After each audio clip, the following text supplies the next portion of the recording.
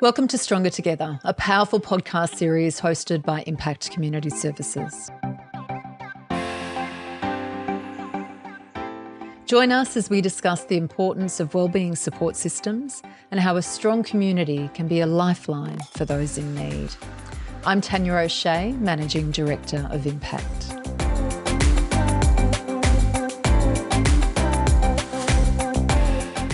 And hi, I'm Kate Rumble, Impact's Communications Officer. This episode may contain discussions on topics such as mental health, violence, or other sensitive issues that could be triggering or distressing for some listeners. If you find this content challenging, we encourage you to pause the episode and seek immediate support. Information on where to seek help will be provided at the end of this episode or on our website, impact.org.au. Please prioritise your wellbeing while listening.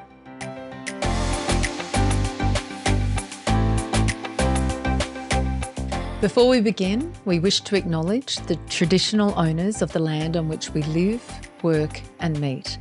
We pay our respects to the elders past, present and future, for they hold the memories, traditions, the culture, hopes and values not only of Aboriginal and Torres Strait Islander people, but for all Australians. Now, let's delve into the important conversations awaiting us in today's episode.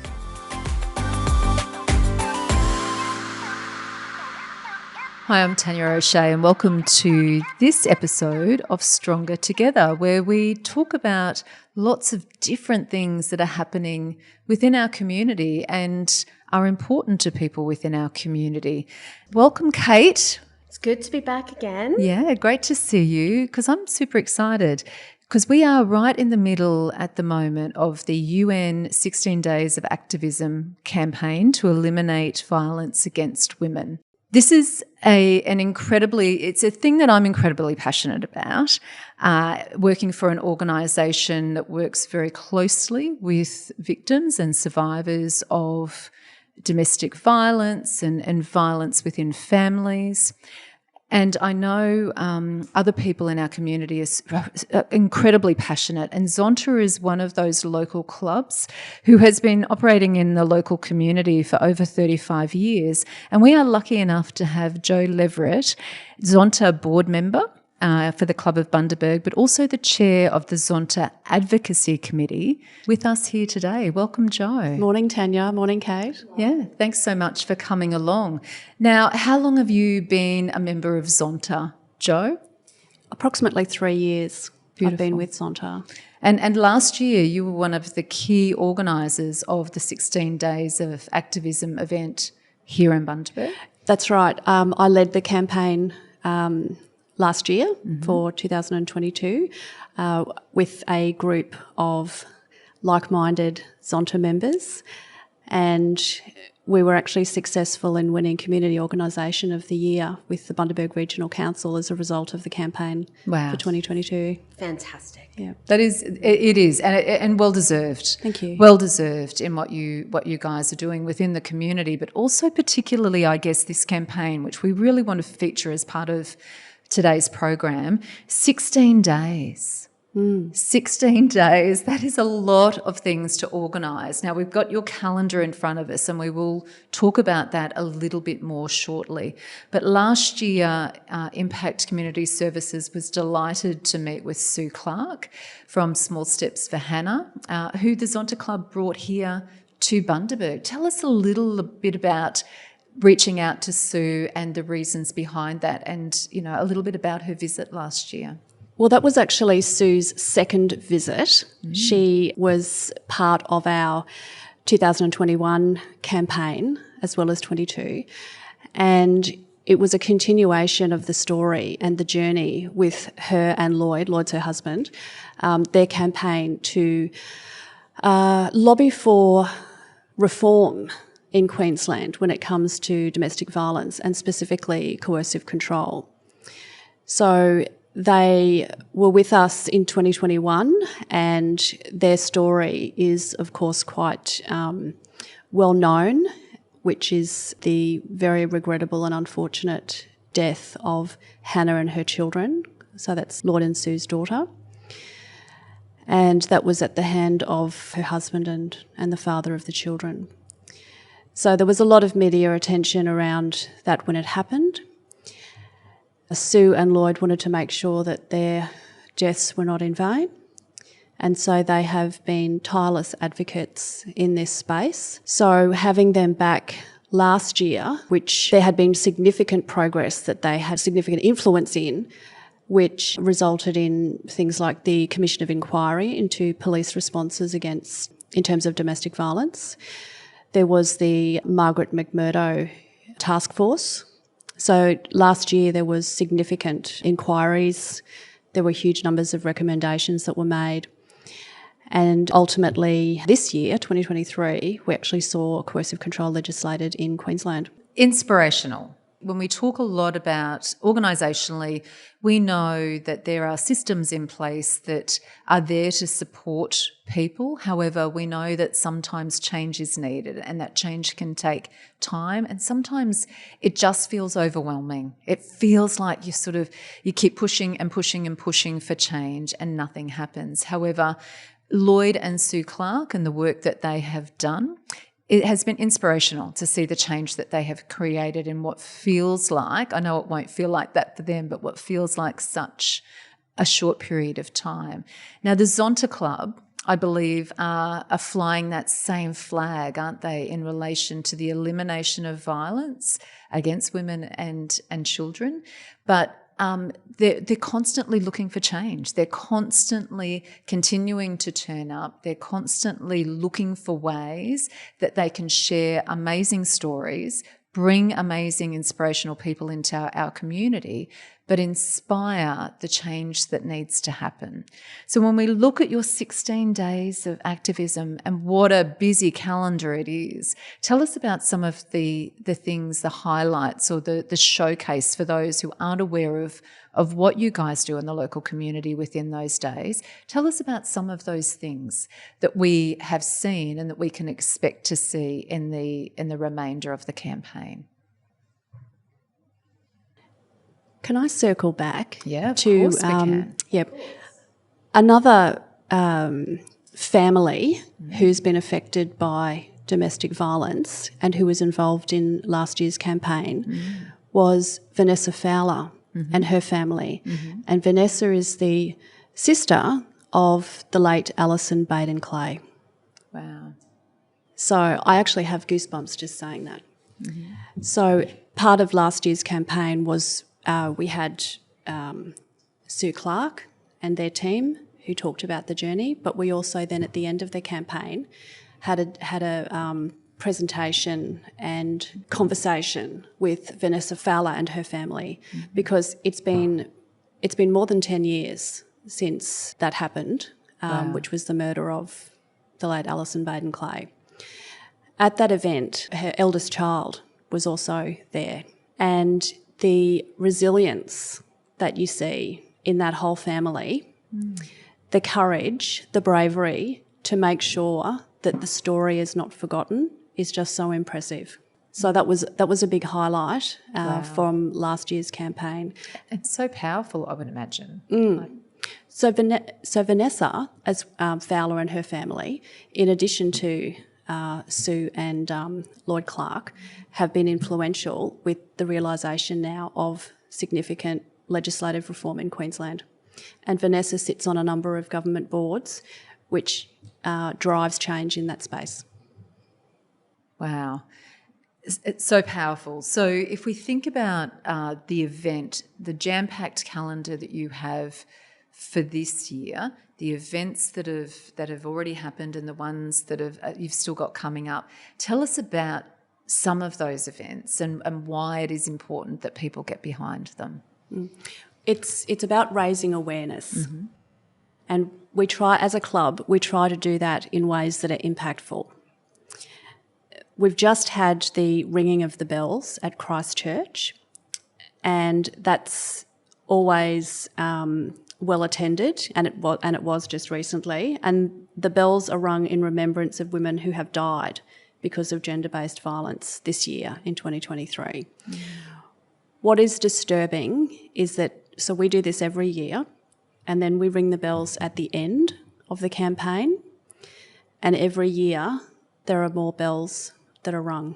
So the bell's rung for every woman who has died, and that is sad, but it's also impactful and really makes you think, wow, in just 16 days, that statistic has increased. I've got chills now hearing that, and not in a good way. No, it's not. That's very sobering. It's very sobering, yeah. So we do that like we've just done at the start, and we'll be doing it again at the end of the campaign. And that's it's done publicly because it's done right there in Bus Park. So that's a highlight. That's a highlight, for want of a better word. It's quite emotional, sitting Very. in the church, listening to those bells being rung, being part of that and sitting. It's quite eerie, isn't it? And then to think that at the end of the campaign, there's even more bells. It's uncomfortable to reflect on the reason for that, isn't it? Absolutely. But it's also so essential that we do reflect. And Tanya, you were part of last year's campaign as well, so you would probably vividly remember some of these things. Absolutely. Absolutely. Absolutely. And you get quite emotional about it, as I do in recounting some of that, because we had the opportunity to speak last year as well on behalf of our organisation and the work that we do, but also one of the survivors of domestic violence was able to share her story as well. And that was incredibly courageous. We talk about courageous people who have been part of a violent and trauma history background, and their willingness to share, the courage that takes, and also the resilience that they start to build and the healing that occurs as a result of that. I think that's incredibly important as well, and is hopefully a shining light for other people who have that same lived experience. When it feels really hard, that they can be a beacon of hope, that they can actually take that next step and continue to get out of bed each day and continue to turn up and live their life the best that they can. Yes, I can remember there was silence in the room when she was speaking, and if my memory serves me correctly, there was a standing ovation in recognition of her bravery for telling her story and the lengths that she had come with her journey. It was very good. It was a terrific campaign last year. Absolutely. No, you did. You led a great campaign, and obviously so passionate about it, Jo. So tell us a little bit more about what's ahead in the remainder of the campaign. There's a printed program that's been circulating around businesses and community organisations, and it's also been available on the social media platforms that the Zonta Club uses. And it is jam-packed, so every day there is an activity or an event. And I think in the Bundaberg community there's a growing awareness of seeing orange, seeing the word Zonta, and seeing community organisations getting on board. So the word is definitely getting out there. There's a greater recognition of what it is, which is so important. And also the visibility. So we're not just about putting material on digital platforms, it's also about having a visual presence by for example, our orange ladies, which are probably about 1.5 metres high, made of timber. And they were actually done by the men's shed here in Bundaberg. They're very obvious, and we have them at a number of businesses on display. The lighting of the fig trees by the council in orange is another thing which is quite obvious and visible. And the remembrance tree is another one that is impactful, and that's on display at the moment at Across the Waves. And that tree is full of shoes that represent women and children who have died as a result of DV. The visual, I think sometimes it's a really uncomfortable thing for people to talk about, and it's really easy sometimes to just go, oh, that happens to other people.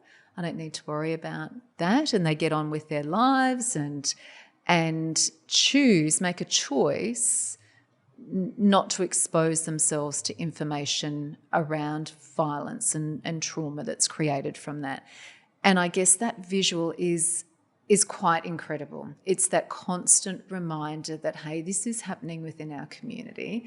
Hey, we need to all take accountability and responsible. We all have a role that we need to play. And you touched on it before around the community getting behind it, the visibility, the profile that Zonta has, but it's bigger than Zonta. We've got a whole of community getting behind it. Tell us about some of those connections, some of those collaborators that are working with Zonta to really raise the profile and raise awareness.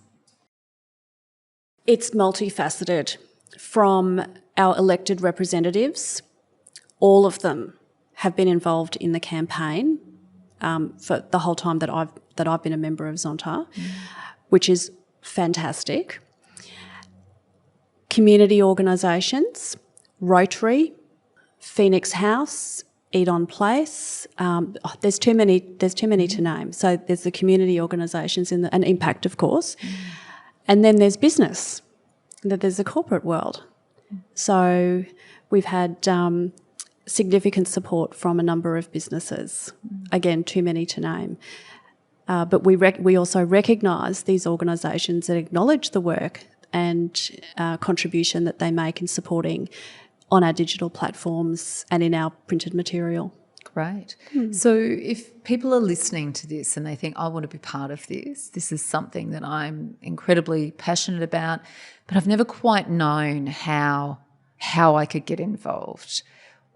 What would be your advice to anyone who would like to put their hand up and say, hey, can I be part of what you're doing to raise awareness? Very easy. Come along to one of the days. So they're all around Bundaberg in accessible and easy to find locations. There are also activities that people can view online. So depending on whether people feel comfortable doing it that way or whether they want to do it in person, it could be as simple as wearing an orange ribbon. It could be as simple as having something orange on, or just coming along and having a chat with some of the members of the club. Now, even though we are a club that is female, we have a number of honorary Zontians, some of whom are men. Great. Yes. I love that. And they've been recognised as onzons, as we call them, honorary Zontians, because of they're local people, because of their contribution to the cause. And the cause, of course, is making the world a better place for women and girls. It's as simple as that. It's about elimination of violence at the end of the day. That's the altruistic state, isn't it, to eliminate violence. I was asked the other day by a cadet journalist, if you could bring something into your community, what would it be? For me, it's pretty simple. It's safety. I would love to think that everyone could put their head on a pillow, wherever that is at night, and they could go to sleep knowing that they could wake up the next day and them and their family were safe from violence, exploitation, that they could go to bed, feeling safe. And I think as a society, it's something that we've come to expect, that's just one of our basic needs, right? If you have a look at Maslow's hierarchy, safety is a basic need that, according to Maslow, unless we have our safety needs met, it's very, very challenging for us to then go and pursue other interests in our life, to maintain stable work or volunteer activities, because we want to feel safe. It's a basic human need. So it's a bit challenging for me to think that this is something, that we're all having to raise awareness about, and that there are so many parts of our community that aren't feeling that same experience, that aren't accorded that same, what you feel like is just I don't know, it just should be something that everyone should get access to. I think safety is it's a human right, and being safe from violence of any form by any person is a basic human right.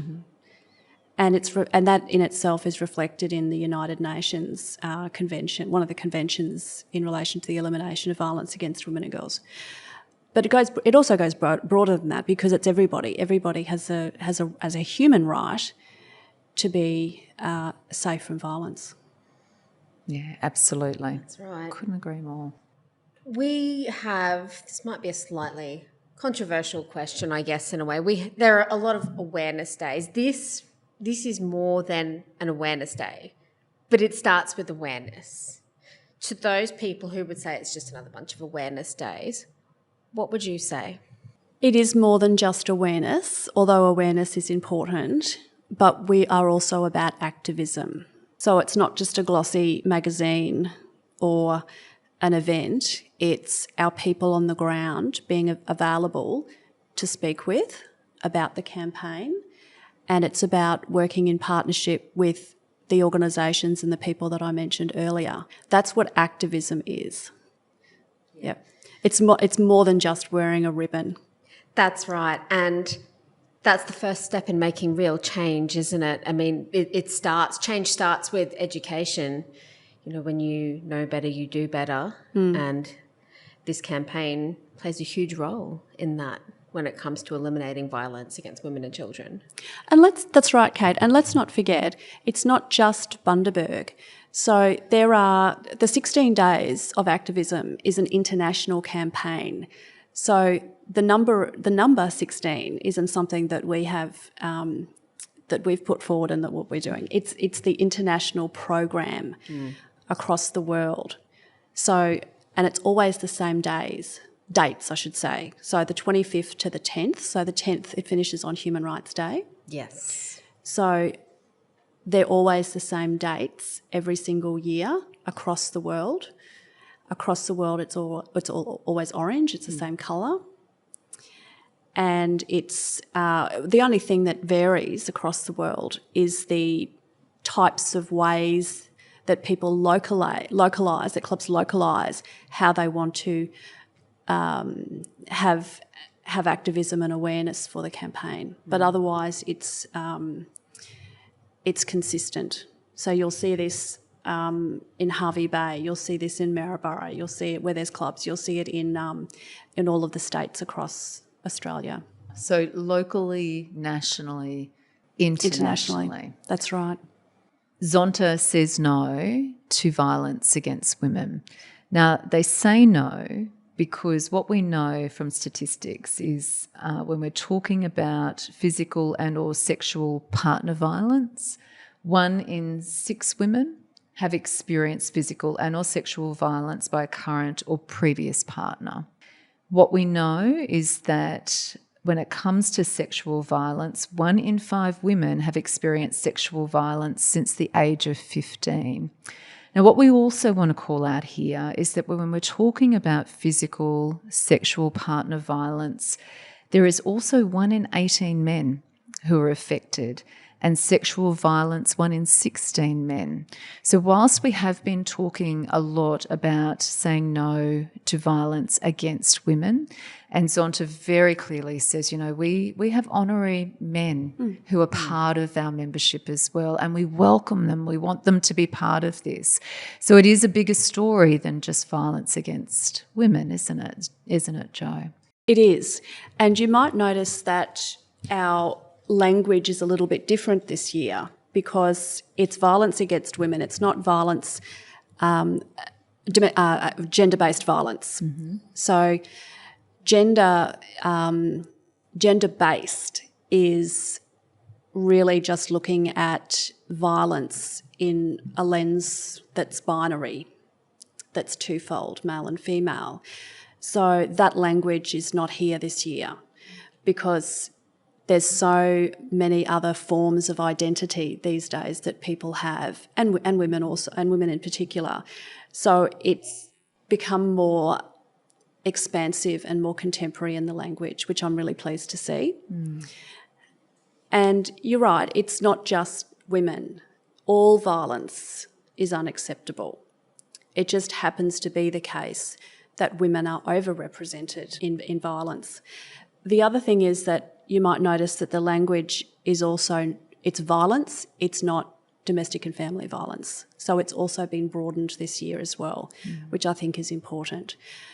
The rates of women who also have a disability are significantly higher than women without a disability. And the Disability Royal Commission, which has just released its final report, lays bare the stories and the experiences of women with a disability with respect to violence and exploitation, etc. So the language is a little nuanced this year, and I think that's important because it isn't just gender-based violence, domestic and family violence. It's broader than that. Yeah, and I love that contemporary use of language because it's so important. It is. An organisation been around for over 35 years and continuing to remain relevant to the community and in the offerings, I guess, and that awareness raising that you're offering within the community. Now, Jo, we can see how incredibly passionate you are about this particular topic. We know what an amazing array of things and contributions you do within our community. And we feel incredibly fortunate that you've made the time to be with us today. But we're taking you away from another job that's incredibly important to you, more of Jo with her community hat on, and you can probably hear, those who are listening to this particular podcast, the amazing, incredible passion in her voice, particularly around this area. But Jo, tell us more about you and the work that you do and the many hats that you wear within our community. Well, probably the thing that gets me out of bed and going every morning is the voluntary work I do in the community with respect to pro bono legal clinics for people who are homeless or at risk of homelessness. What I saw during COVID were people coming to the soup kitchen to get a meal who were saying that there were so many barriers and obstacles in relation to their justice matter, their criminal matter, in terms of the courts were locked down at the time. So most things were digital, and if you don't have an address for which you can receive, papers, be served with papers, you're at an enormous disadvantage. And I would hear people say, it's just too hard. It's just too hard. I'm just going to plead guilty. And I thought, what can I do? So I had a talk to the team at the soup kitchen, which is where I was volunteering, and I said, why don't I just get a table, a chair, and let's just see if anyone wants to get some legal advice, and I'll just sit myself there on a Saturday afternoon for a couple of hours and we'll see what happens. So the first afternoon that I did it, nobody came. I thought, that's okay, that's all right. Maybe there isn't a need for this. I then did it the next Saturday and people were starting to have a little look. Okay, what's she doing over there? Oh, okay, you've got that as a resource there. Fast track, 18 months later, we now have 3 outreach clinics across Bundaberg, which are staffed by volunteer lawyers and law students. We have never had to advertise, it's all word of mouth, and we provide assistance to people who fall through the cracks. So these are people in our community who are unable to afford a private lawyer.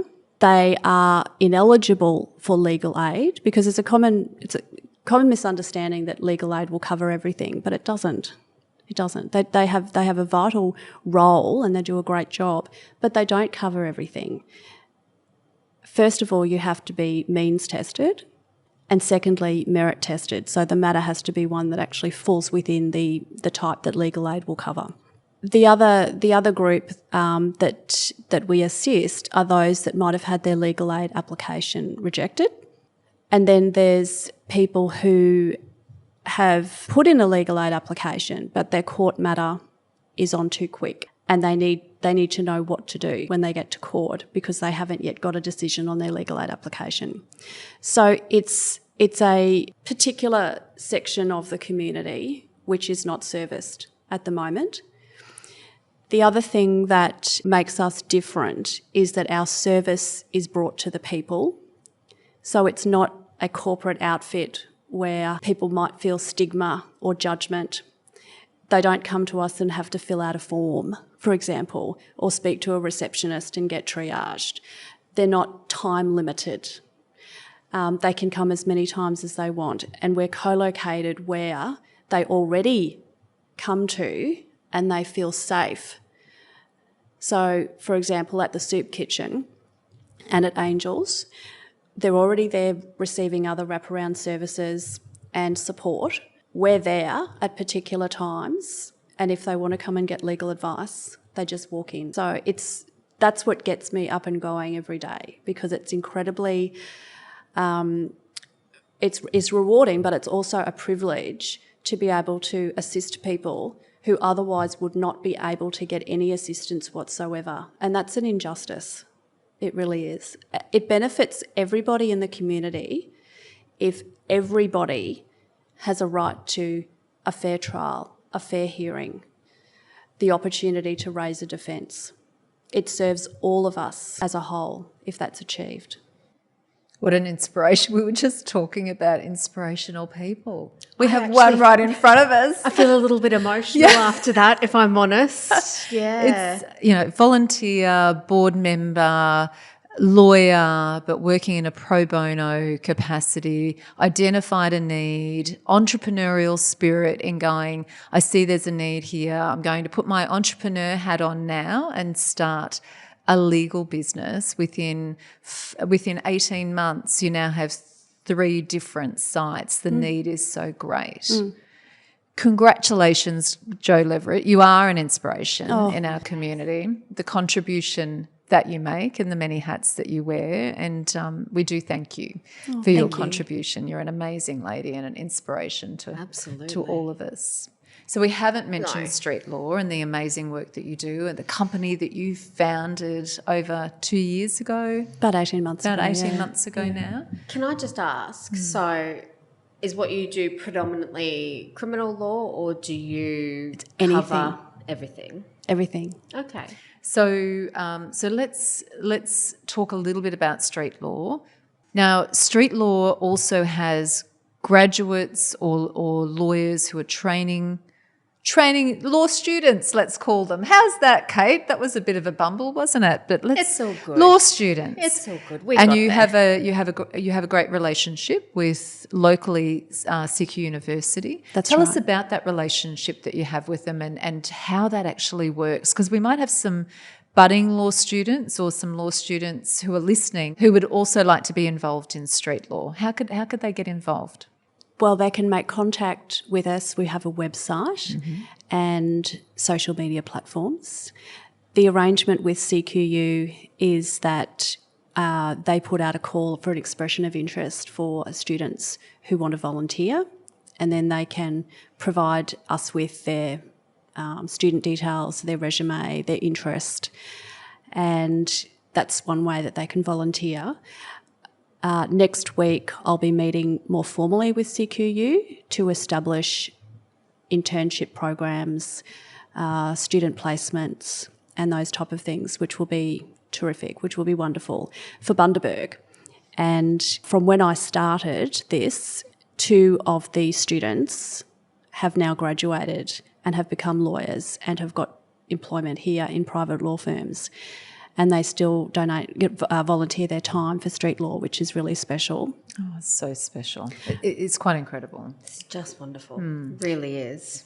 One of the things that I think benefits all lawyers and law students who volunteer in pro bono work is it makes them better lawyers, more well-rounded lawyers.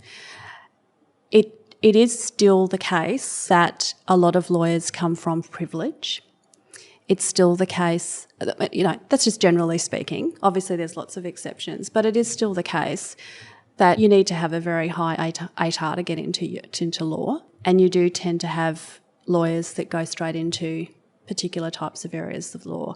And you get on this trajectory of aspiring to become a partner, you're working, billable hours, etc. But there's also a role to play for pro bono work.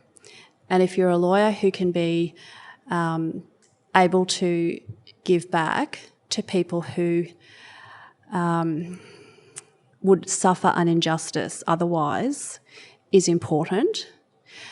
There's also other skills that lawyers learn in a pro bono environment, and that is many people who come to a legal clinic, a pro bono legal clinic, they have a multitude of problems.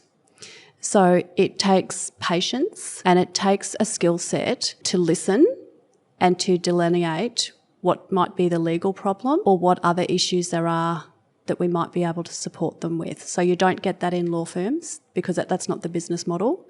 So it's very different, but they're very important skills. And having that time, like what I'm hearing is there's billable hours in a law firm. You're constantly, having to record those hours, whereas this actually provides the opportunity to listen, the space to be able to dig in and really understand how you can actually provide value to that person. It sounds a lot more person-centred rather than just getting people through as fast as you can. Very much so. The model that we have here in Bundaberg is unique for the reasons that I've mentioned, and I hope that we never change because those values and those core reasons why we set it up in the first place really need to remain.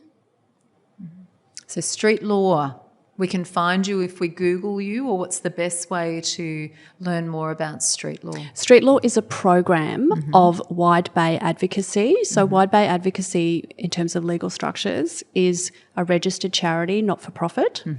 So that's the legal entity.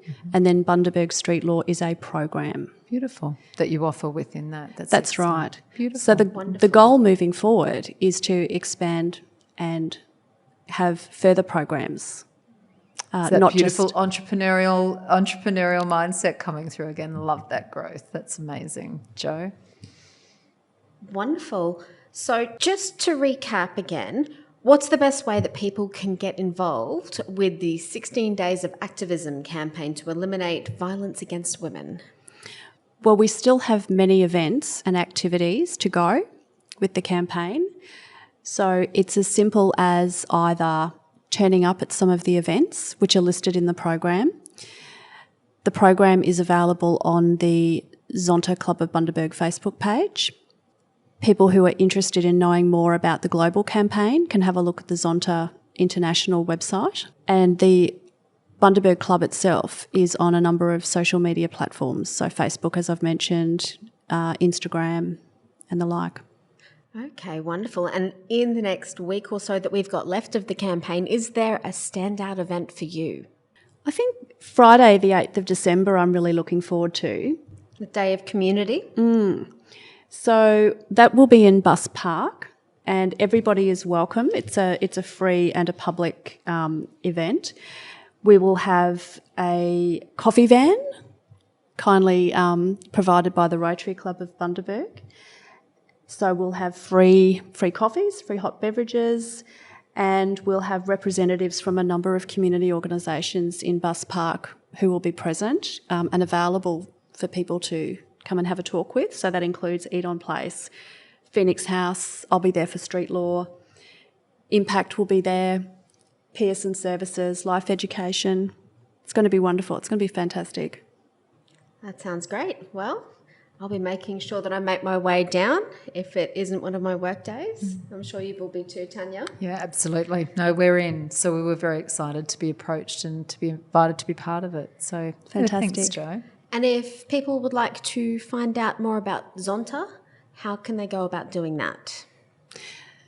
To the website or social media platforms. Okay. Zonta Club of Bundaberg. Perfect. So what we'll be doing is we'll make sure that we drop those links into the comments for the campaign and also for Zonta.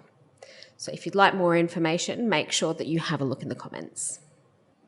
Wow. Thank you, Jo. You're welcome. And, it was so lovely to catch up with you again, but also learn more about the work that Zonta's doing in our community, nationally, internationally, through this 16 days of activism, and also to learn a little bit more about you and the amazing contribution that you're making within our local community here in Bundaberg, and we genuinely thank you for that. Yeah, thank you so much for all that you do. Thank you. Thank you for listening to this episode of Stronger Together. Sometimes the issues we discuss in Stronger Together may be triggering for some people. If you have been affected by the topics we have discussed today, please reach out for help. You can call Lifeline 24 hours a day on 13 11 14, or you can use the chat option on their website. If you live in the Wide Bay Burnett region, you can also reach out to us at Impact Community Services. Go to impact.org.au and click on the Make a Referral button at the top if you wish to self-refer. We hope you've enjoyed today's episode, and if so, please remember to hit the subscribe button. Until next time, remember, we're stronger together.